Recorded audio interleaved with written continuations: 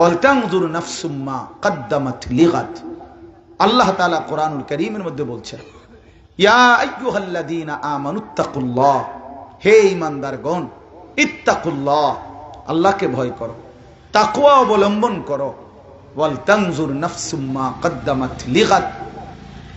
আর আল্লাহ তাআলা বলেন, প্রতিদিন হিসাব করো, প্রতিদিন হিসাব করো আগামীকাল কিয়ামতের জন্য আজ তুমি কি পাঠিয়েছ। লিগাদিন মানে আগামীকাল। ধরে নাও আগামীকাল কি কিয়ামত, ধরে নাও পরবর্তী মুহূর্তটাই কিয়ামত। কাজে আজকের হিসাব মিলাও, আজ হিসাব মিলাও। হ্যাঁ, বুজুর্গানে দিন বলে, মান মাতা ফাকাদ কামাত কিয়ামাতুহু, যার মৃত্যু হলো তার কিয়ামত তো শুরুই হয়ে গেল। কারণ সে তো আর ফিরবে না। কথা বলেন না, সে আর ফিরবে? সে আর দুনিয়াতে আসবে কোনোদিন? তো তার তো আখিরাত, তার তো সামনের দিক, তার তো কিয়ামত শুরু হয়ে গেল। এই জন্য আল্লাহ তাআলা বলেন, প্রতিদিন হিসাব করো, আগামীকালকের হিসাব। একজন ব্যাংকার, যারা ব্যাংকের কর্মকর্তা দেখেন, যারা ব্যাংকে চাকরি করে, তা করে জিজ্ঞাসা করেন, অফিস তো ছুটি হয়ে গেছে 4টায়, লেনদেন বন্ধ হয়ে গেছে, গ্রাহকের সাথে আর কোনো লেনদেন নাই 4টার পরে, ধরেন অফিসে, ব্যাংকে। কিন্তু ব্যাংকের কর্মকর্তা যতক্ষণ পর্যন্ত ক্রেডিট ডেবিট মানে আয় ব্যয় মিলাইয়া না দেয়, অতক্ষণ ছুটি নেই। এটাই নিয়ম, এটাই মিলাই দিয়ে যাইতে হয়। কোনো কোনো সময় সন্ধ্যা পর্যন্ত বইয়া থাকতে হয়, রাত 8টা পর্যন্ত বসে রয়েছে, সে মিলে নাই, একটা কাগজ মিলে না, হয়তো একটা রিসিট মিলতেছে না।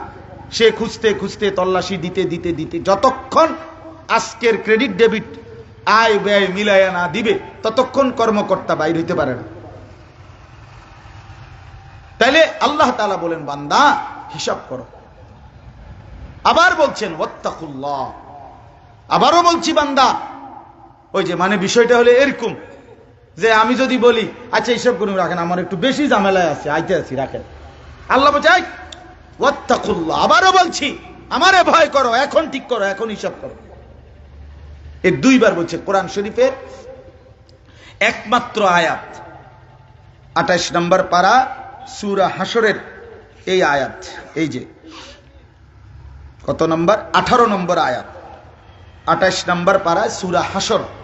ওই যে হুয়াল্লাহুল্লাযী লা ইলাহা ইল্লাহু, যেই সূরার মধ্যে আছে, এই সূরার আয়াত এইখানে আছে। এই আয়াতটাই একমাত্র আয়াত যেটাতে একই আয়াতে 2বার বলছে আল্লাহ ইত্তাকুল্লাহ, আল্লাহকে ভয়, তাকওয়া। আমাদের তাকওয়া বলতে কইছে না তো, এই ইত্তাকুল্লাহ কোরআন শরীফে আল্লাহ তাআলা এই শব্দটি আরো অনেকবার বলছে, ইত্তাকুল্লাহ, ইত্তাকুল্লাহ, ইত্তাকুল্লাহ। ইয়া আইয়ুহাল্লাযীনা আমানুত্তাকুল্লাহা হাক্কা তুকাতি, ইয়া আইয়ুহাল্লাযীনা আমানুত্তাকুল্লাহা ওয়া কুলু কাওলান সাদীদা, ইয়া আইয়ুহাল্লাযীনা আমানুত্তাকুল্লাহা ওয়া কুনু মা'আস সাদিকিন। এভাবে বারবার আছে, কিন্তু এখানে 2বার ইয়া আইয়ুহাল্লাযীনা আমানুত্তাকুল্লাহ, হে ঈমানদারগণ, আল্লাহকে ভয় করো, তাকওয়া অবলম্বন করো।